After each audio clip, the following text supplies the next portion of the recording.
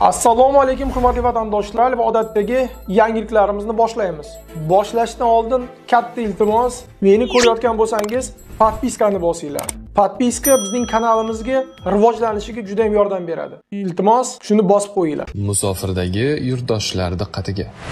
Registratsiya, трудовой договор, продление документа, рассрочка hujjatlarini qilish kerak bo'lsa, unda aynan bizning 6 yillik tajribaga ega o'z vatandoshlari uchun eng halol va ishonchli xizmatlar endi aynan siz uchun. Yuqoridagi xizmatlar sizga kerak bo'lsa, hoziroq bizning quyidagi raqamlarimizga qo'ng'iroq qiling. Diqqat, tezkor xabar. Muhojirlar va chechenistonliklar janjali pichoqbozlikka aylandi. Assalomu alaykum qadrli mehmon, videodan to'liq xabardor bo'lish uchun videoga like va podpiska tugmalarini bosib qo'ying. Tojikistonlik muhojirlar va chechenistonlik muhojirlar janjali pichoqbozlikka aylanib ketdi. Jinoyat qidiruv xizmati Peterburg markazidagi etnik nizoda ishtirok etgan yana 3 kishini qo'lga oldi. Bu haqda shahar va viloyat bo'yicha Rossiya Ichki ishlar vazirligi boshqarmasi matbuot xizmati xabar bermoqda. 17 mart kechqurun politsiyaga Ligov prospektidagi galereya savdo markazi oldida ommaviy mushtlashuv sodir bo'lgani haqida xabar kelib tushgan. Biroq xodimlar voqea joyiga yetib borganida hech kim bo'lmagan.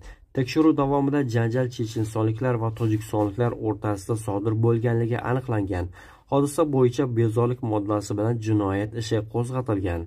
Ertasi kuni muhojirlar kamroq ko'zga tashlanadigan joyda yana munosabatlarni aniqlashga qaror qilib, Ligov savdo markazi oldida yig'ilishgan.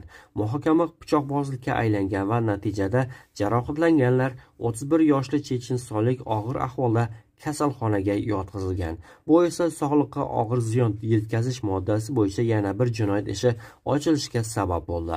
Tergov jarayonida 20 mart kuni politsiya xodimlari avval Blagatnaya ko'chasidagi 47-uy oldida pichoq bilan yaralashda gumon qilingan 22 yoshli tojikistonlikni qo'lga olishdi.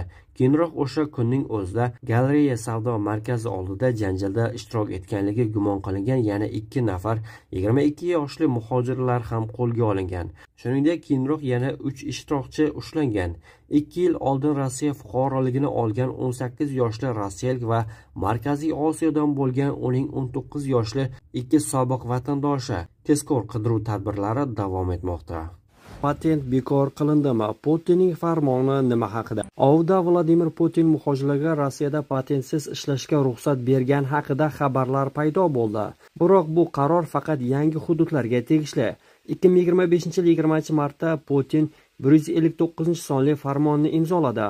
Unga ko'ra Donetsk va Lugansk xalq respublikalari hamda Zaporojye va Xerson viloyatlarida chet elliklar patentsiz ishlashni davom ettirishi mumkin.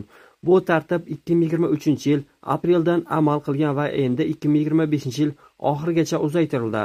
Bu hududlarda ishlash uchun muhojirlar barmoq izlarini topshirishlari, biometrik ma'lumotlarni taqdim etishi va tibbiy ko'rikdan o'tish kerak bo'ladi.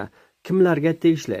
Yangi hududlarda ishlaydigan chet elliklarga, jumladan ukrainaliklarga, Rossiyaning boshqa shahardagi muhojirlarga bu o'zgarishlar tegishli emas. Shuningdek, farmon ukrainaliklar uchun avval amalda bo'lgan imtiyozlarni bekor qiladi.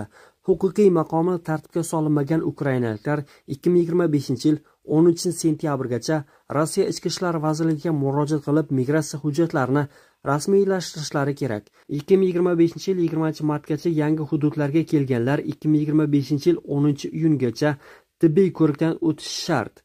Xulosa qilib aytganda, Rossiyaning boshqa hududlarida patent tizimiga hech qanday o'zgartirish kiritilmadi. Bu farmon faqat Donbass va Rossiya tasarrufiga o'tgan Ukrainaning janubiy viloyatlariga tegishli. Diqqat, 30-iyunda muhojirning raqamli profili yaratiladi. U qog'oz patent ham o'z ichiga oladi. Rossiya hukumati rahbari Mixail Mishustin Davlat dumasidagi hisobot chog'ida taxminan 640 ming muhojir Rossiyada noqonuniy ravishda bo'lib turgan xorijliklar ro'yxatiga kiritilganligini aytdi. Unga ko'ra, kelgusi migratsiya siyosiy konsepsiyasi avvalo huquq-tartibot masalalarini hal qilishni, shundan so'ng iqtisodiyotning ichki kuchiga bo'lgan ehtiyojni qondirishni nazarda tutadi. Noqonuniy migratsiyaning katta ulushi umuman jamoat beqarorligi va xavfsizligiga tahdid soladi. Lekin strategik jihatdan birinchi navbatda huquq-tartibot muammolarini hal qilish, shundan keyingina mehnat resurslari tanqischiligi va sifatini oshirish masalasiga javob topish lozim. dedi Mishustin. 30-iyundan boshlab Rossiyada muhojirning raqamli profili joriy etiladi. U qog'oz patentni ham o'z ichiga oladi, deb ma'lum qildi Mishustin. O'zbekistonlik migrantlar 119 kilogramm sinusni olib o'tmoqchi bo'lganda qo'lga olindi. Videodan to'liq xabardor bo'lish uchun videoga like va podpisatsiya tugmalarini bosib qo'ying. Rossiya bojxona xizmati xabariga ko'ra, O'zbekiston fuqarolari 1.7 million rubllik 119 kilogramm sinus tamaki mahsuloti olib o'tishga uringan. Erkaklar sinusni keyinchalik O'zbekistonda qayta sotish uchun Moskvadagi bozorlardan birida sotib olishgan. Gumonlanuvchilar Sheremetyevo aeroportida parvozdan oldin qo'lga olinib, ularga nisbatan jinoiy ish qo'zg'atilgan. Migrantlar Ivanovo viloyati byudjetiga millionlab foyda keltirmoqda. Videodan to'liq xabardor bo'lish uchun videoga like va podpisatsiya tugmalarini bosib qo'ying. Muhojirlar viloyatining jinoyat statistikasini ham yomonlashtirayotgani yo'q. Bu haqda Ivanovo News nashri xabar bermoqda. O'tgan yili viloyatdagi iqtisodiy faol aholining 2% dan ozrog'ini tashkil etgan migrantlar Ivanovo byudjetini 332 million rubldan ko'proq mablag' bilan to'ldirgan. Mehnat patentlaridan tushayotgan daromadning 50% muhojir ishlayotgan munitsipalitet byudjetiga, 50% esa viloyatning umumiy byudjetiga taqsimlanadi. Shuningdek, huquqni muhofaza qiluvchi organlar jinoyatlarning oshini qayd etmagan, deb yozadi nashr. Ma'lum qilinishicha, Ivanovo viloyatidagi korxonalarda, kompaniyalar va xususiy biznes firmalarda hozircha 8000 chet el fuqarolari ishlamoqda. Ularning mingtasi mehnat faoliyati uchun patentni rasmiylashtirgan. Patent narxi bu yil 20% ga oshirgan va 7,5 ming rublni tashkil etadi. Patentni muhojirlar Rossiyadagi qonuniy ishlash uchun oladi. U Tojikiston, O'zbekiston, Ozarbayjon, Moldova kabi viza talab qilmaydigan mamlakatlar fuqarolariga beriladi. Rossiyada muhojirga bezori o'smirlar hujum qildi. Sankt-Peterburgning Primorsk tumanida xavotirli voqea ro'y berdi.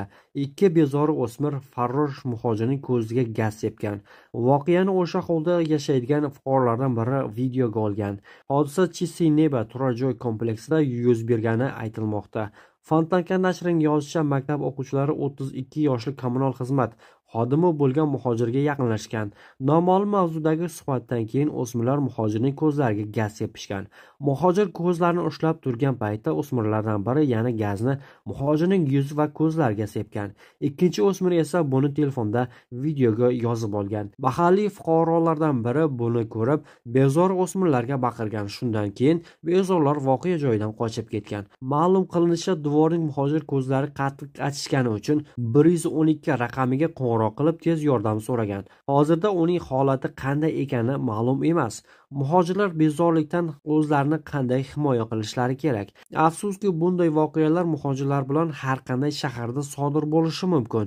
Agar bezor bolalarning tahdidlariga yoki hujumlariga uchrashsangiz, quyidagi maslahatlarga amal qiling.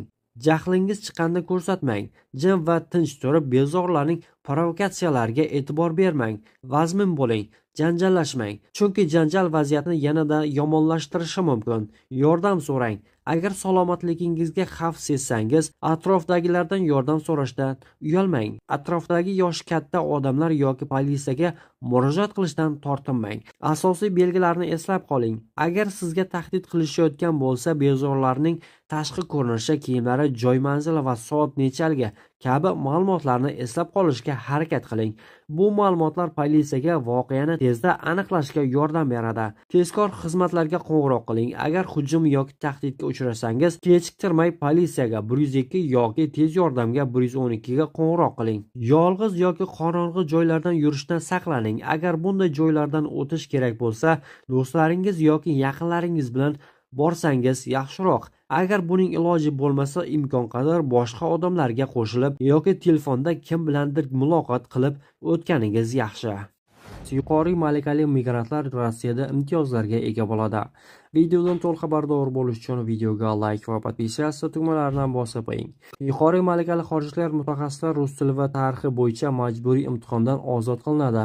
Shuningdek, bir qator boshqa imtiyozlarga ega bo'ladi. Shunday qilib, imtiyoz sifatida bunday migrantlar o'zlari va yaqin qarindoshlari uchun soddalashtirilgan tartib orqali yashash uchun ruxsatnoma olish huquqiga ega bo'ladi. Shu bilan birga ish beruvchilar ushbu mutaxassislarni ishga olish uchun maxsus ruxsat olishlari shart emas. Peterburgda millatlarni farqlovchi kameralar o'rnatilmoqda. Videodan to'liq xabardor bo'lish uchun videoga like va podpisatsiya tugmalarini bosib qo'ying. Sankt-Peterburg ma'muriyati bergan xabarga ko'ra, 8000 ta shahar video kamerasi etik identifikatsiya uchun sozlandi. Bu haqda Kommersant nashri yozmoqda. Amaldorlar bu kameralar yordamida muhojirlar va ularning joylashuvini kuzatmoqchi. Prezident huzuridagi Inson huquqlari kengashi va kamera tasvirlari orqali etnik mansublikni aniqlash g'oyasini inson qadr-qiymatini kamsituvchi deb baholadi. Shahar ma'muriyatining millatlararo munosabatlar qo'mitasi rahbari Oleg Kapitanov shahar hukumati yig'ilishida yangi funksiyal haqida ma'lum qildi. Uning so'zlariga ko'ra, xavfsiz shahar axborot tizimida etnik mansublikni aniqlash mexanizmi joriy etiladi. Kapitanovning tushuntirishicha, bu etnik anklovlarni shakllanishini oldini olish va ijtimoiy keskinlikni bartaraf etish uchun ishlab chiqilgan. Qo'mita etnik mansublikni aniqlash uchun litsenziya sotib olish bo'yicha shartnoma imzolagan.